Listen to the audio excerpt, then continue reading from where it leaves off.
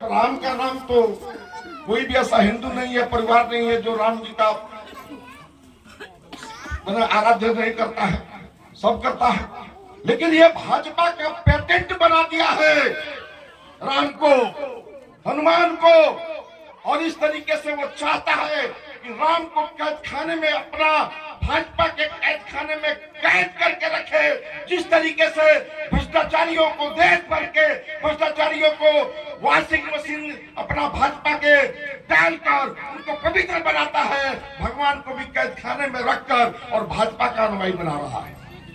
समझते पड़े हम कहां जा रहे हैं। इसलिए ज्यादा अब दूर नहीं है, किसान समझ गए हैं कि अब हमारी जमीनें छीनी जाएगी।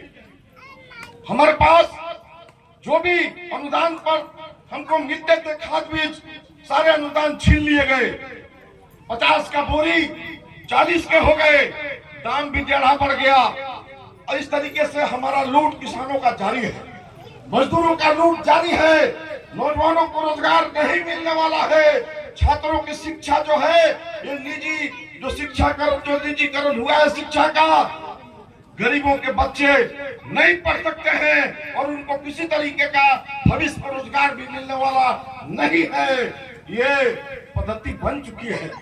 मोदी ने पिछले दिनों कहा कि इस देश में जब वो जाति जनगणना का जब ये बात आई थी बिहार में, तो मोदी ने कहा इस देश में तो 2 ही जाति है, अमीर और गरीब।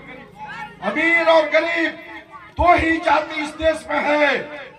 तो ये तो हम भी कहते हैं, लाल झंडा भी कहता है कि एक लूटने वाला एक लुटाने वाला, एक शोषी तो एक शोषक, ये तो हम कहते हैं। और मोदी खुलेआम डंका की चोट पर, आप देखिए टेलीविजन पर रोज बात हो रही है कि 2 ही जाति है, अमीर और गरीब, ये बोलता है। और लोकसभा में क्या बोलता है? लोकसभा में जाकर बोलता है कि हमसे बड़ा ओबीसी कौन है। अरे चित भी मेरी, पट भी मेरी, कहीं एक जगह तो रहो। अगर अमीर गरीब जाति ही देश में है, इस आधार पर काम करो। तुम जातीय जनगणना का विरोध करते हो और पार्लियामेंट में हिंदुस्तान के कोने कोने में भाषण देकर तुम ये कहना चाहते हो कि हम ओबीसी है, हम सबसे बड़े अत्यंत पिछड़ा है। इस नाम पर तुम वोट लेना चाहते हो। कोई वजूद नहीं है उसका। कब क्या बोलेगा? वो जब भी बोलता है झूठ बोलता है।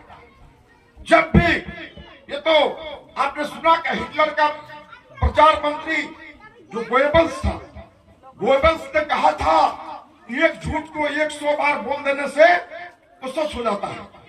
ये हिटलर का प्रचार मंत्री कहा था, मैं नहीं बोल रहा हूं।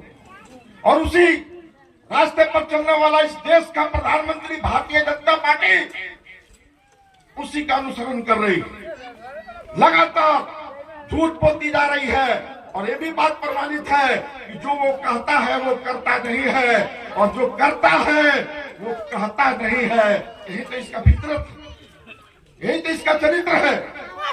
इसलिए साथियों, गरीबों का वो हितैषी हो नहीं सकता। वो योजना 10 साल में गरीबों के लिए नहीं बना। मनरेगा अगर बना तो 2004 में मनमोहन सिंह की सरकार बनी थी और वो सरकार बहुमत नहीं थी।